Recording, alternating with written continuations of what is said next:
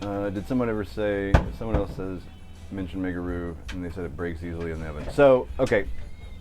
So what you've got to make is you've got to make a bechamel. And a bechamel can only be made if you know how to make a roux. So that's where we're starting. Roux is just equal parts fat and flour, and you toast the flour. To make a bechamel, you make a blonde roux. You don't put any real color into it. You just toast it just long enough to get rid of that raw cereal flavor, and it'll look blonde in the pan. And then from there you're going to add milk. So I would say that some additions that make really good mac and cheese, like first things first, don't use too much roux for your bechamel. Like that is a big deal, because if you use too much roux, it doesn't matter, because you don't toast the roux long enough to get rid of the cereal flavor, because it is a blonde roux and that's still really under toasted flour. It does have kind of that floury taste that I don't particularly love in baked mac and cheese. So be real sure that you're not making too much roux to make your bechamel. If anything, you want to make it a little bit thin, because the starch in the pasta will help thicken the sauce later. Other than that, make sure you're using plenty of heavy cream. Some good additions are mustard powder. Makes a great addition. It really kicks up cheese flavor for whatever reason. If you want to make a beer cheese mac and cheese, then use like just a cheap domestic beer and leave it open, let it go flat. Like just something regular like Milwaukee's Best or like Coors Banquet beer or something like that. And then from there you just add whatever protein you want. So make a roux, make a bechamel from the roux. Be careful not to add too much roux, because you'll end up with this thick, gloopy thing of pasta. It's just not any good, because there's going to be starch that comes out of the pasta and thickens that sauce too. Ground mustard is a key ingredient. Onion powder, garlic powder, obviously. Black pepper, salt. Too much roux gives it a gritty texture. Exactly.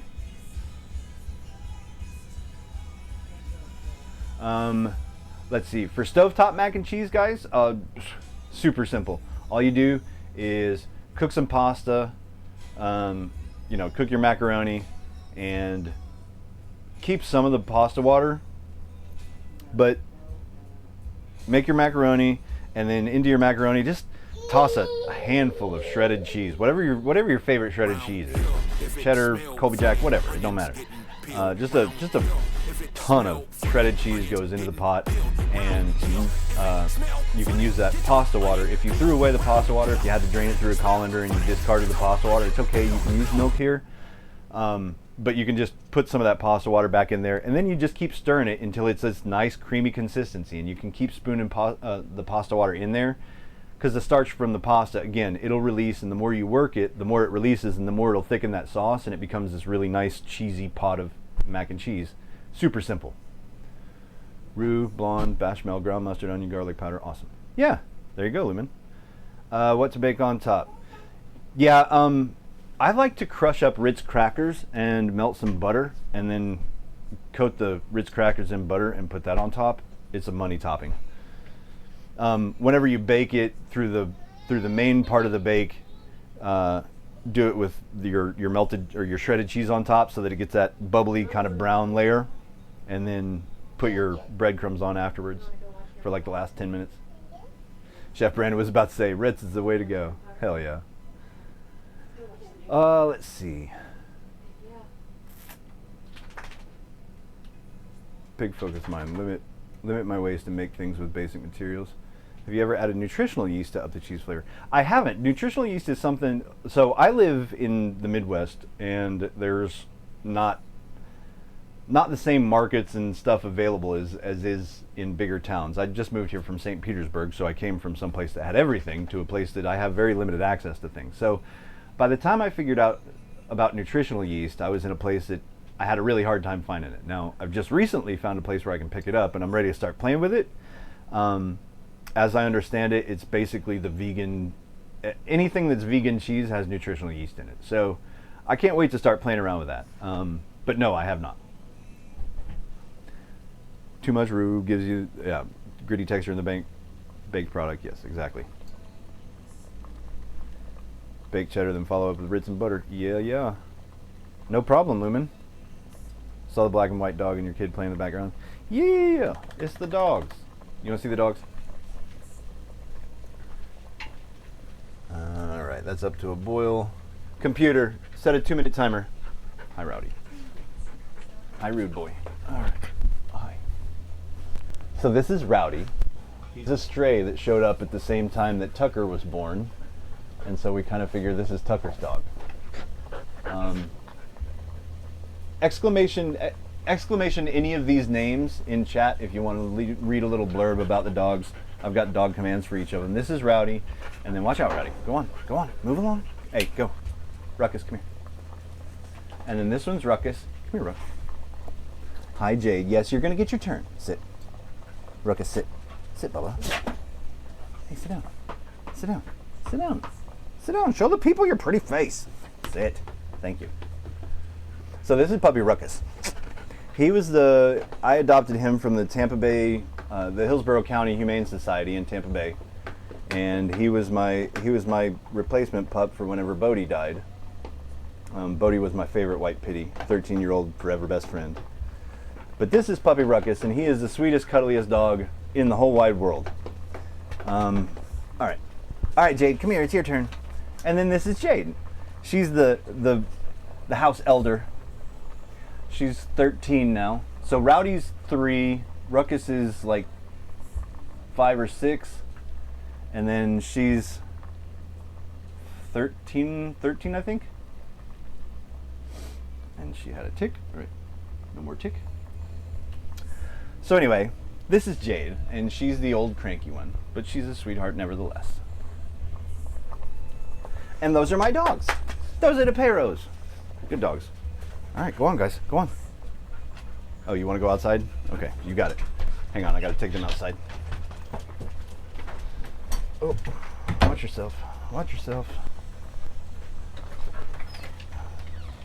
There you go.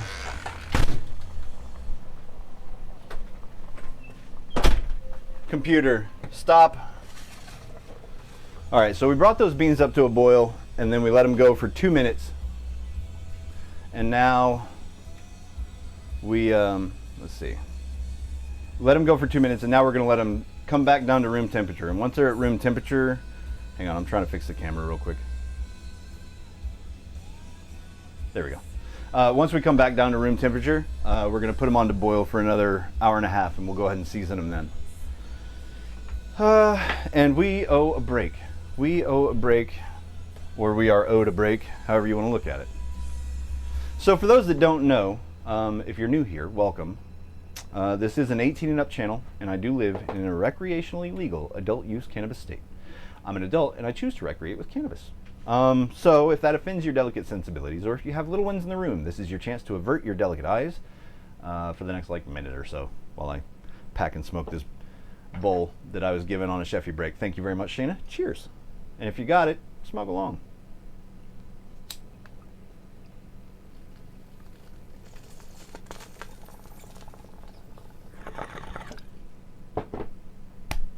That's last of the old one.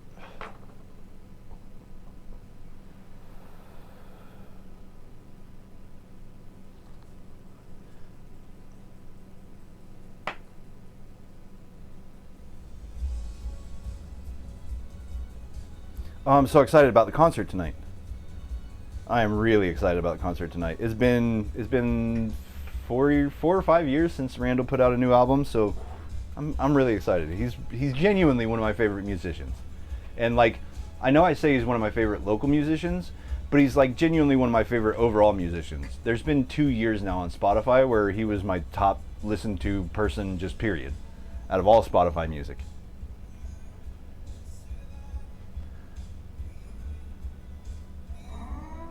Oh, snap.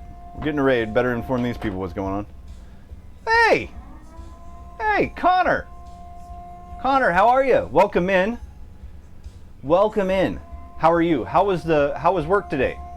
How was the shop? How was the chicken salad sandwiches? How was everything? So guys, if you don't already follow The Only Deaf Guy, get on it. Get on it. That's Connor, and there's also Richard that work in, among many other people, but they work in their little kitchen in their family. I call it a chip shop, but it's more like a sandwich shop, and it's over in the UK. Really, really, really good food and drink streamers. They're executing the same menu every day because it's in their business, but it doesn't stop them from being a lot of fun to watch. They're on at great early morning hours, so I like watching them whenever. I lurk in there all the time because they're the only food and drink people on in the mornings, and I'm like, hey, we'll go hang out with Connor. Welcome in. How was your stream? How was your day? Let me know.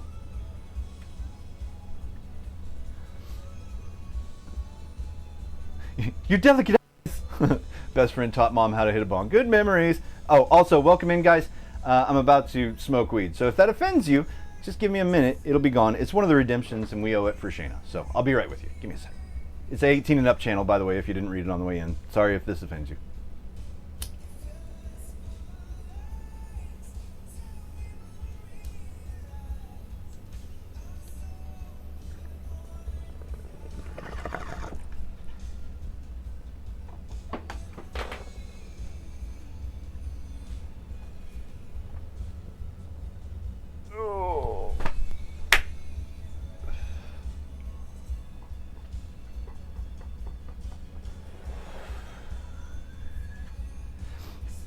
Hell yeah.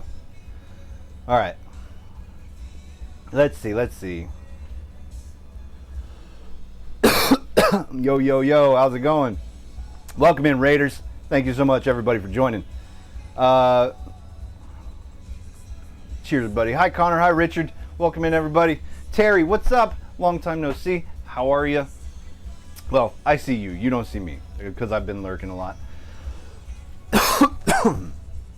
Oh, that was a good rip. So, if you got it like that, cheers, y'all.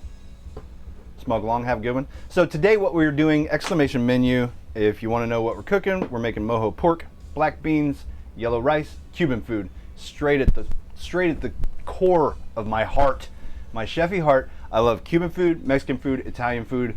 Give me that and I'm set. So yeah, legit Cuban food today. I'm gonna finish this.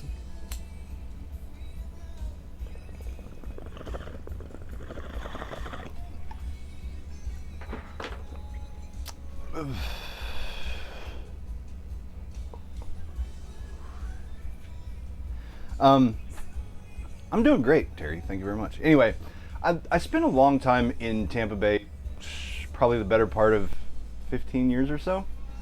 And if you don't know anything about Tampa Bay is in Florida. It's right there, Tampa Bay, St. Petersburg, Bradenton, Sarasota, kind of that whole little hub there on the west coast of Florida. And when Cubans first started to settle in Florida, they first started to settle up in Tampa Bay, and there are a whole bunch of old cigar rolling factories and stuff. That used to be a huge Cuban central hub of immigration and just everything. And so whenever they came, tons of Cuban food influenced the area.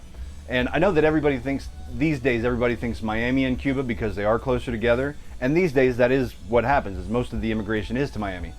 But where the cuisine came from in Florida and where it was founded came from Tampa Bay.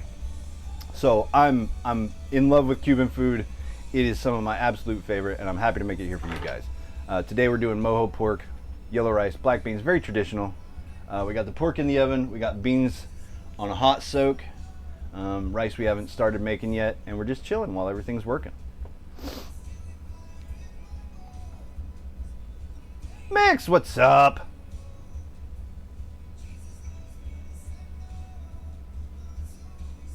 You know what's funny is you've never been to Florida, but you've been to Cuba twice. Well, I feel like that's doing it probably, I would say it's doing it backwards, but what the hell do I know? I've never been to Cuba, so there you go.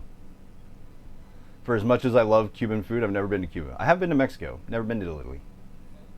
Been to Jamaica, and I would be in love with Jamaican food if it were more consistent, but I only really found like 2 really great Jamaican joints while I was there.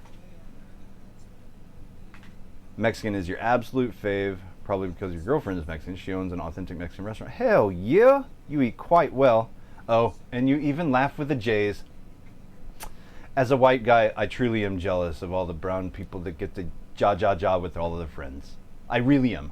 like, like whenever I see the J-A-J-A, I'm like, ah, that's so much better than the H's, and I don't even know why.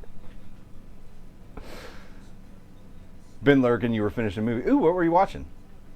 Tallahassee? Hell yeah, Brandon. I see you, Florida folk. I need to find a good source for grouper, because I do miss a good grouper sandwich. Haven't had one of those since I moved to Florida. Toronto Jamaican food is very consistent and you're spoiled. Oh. Oh. See, and that's the thing is, like, I don't even know where in America you could go for like a little, you know, like a little cultural place that just is full of, you know, Jamaicans and Caribbean cuisine. Like, you know, you think of like Chinatown and Little Italy and, you know, it's like even in Tampa, like there's loads of great Cuban joints. You know, there's regional things everywhere, but I don't even know where there are enough settled Jamaicans in America to have built up like a community that has like a good, you know, selection of Jamaican stuff. Okay, dogs are asking to be let in. I'll be right back. Oh, wait, hang on. Artemis, stay. Stay. Bro, just make me hold my hand up here like an idiot. Bro. Alright. Alright. We're gonna go round. You and I. How about now? Ha! There you go. Stay.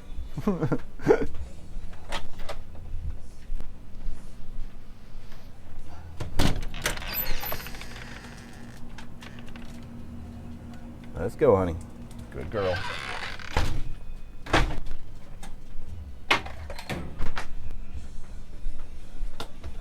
All right. Haha. I'm back. Now you're free. What's up, Sprocket? Welcome back. Welcome back. How was your other buddy? Hopefully having just as awesome a Saturday as I am. Hanging out, smoking a little weed, cracking wise, making Cuban food. What could be better? What more could you ask for?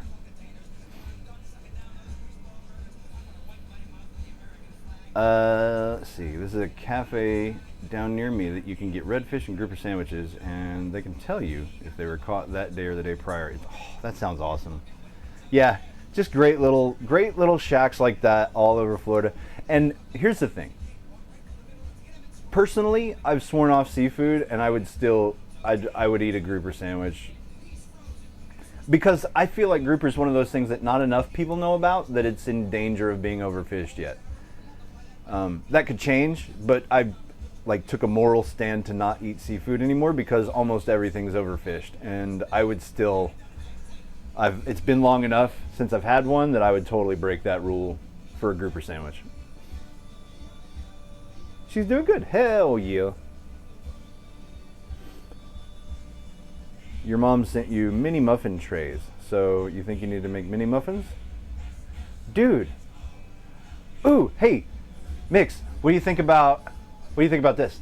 What do you think about make the cornbread that I do, or your own cornbread if you've got a cornbread that you're particularly fond of.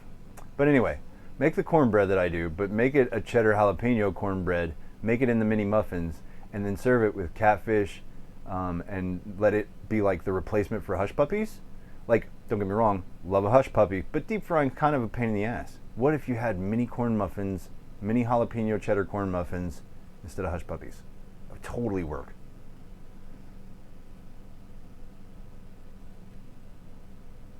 How would I categorize? Okay, so there are huge differences between Cuban and Mexican cuisines.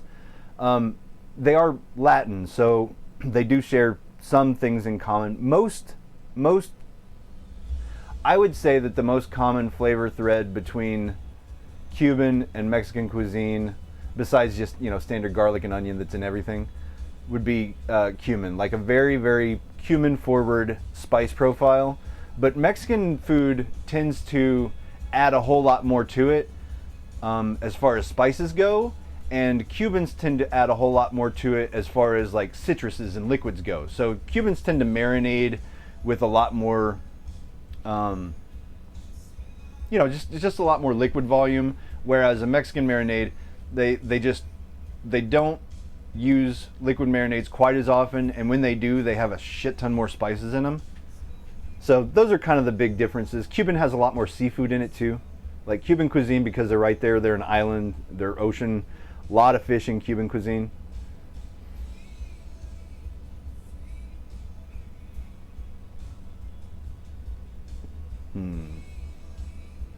Jericho, don't like seafood. No, it's not that I don't like it. It's that I, as a moral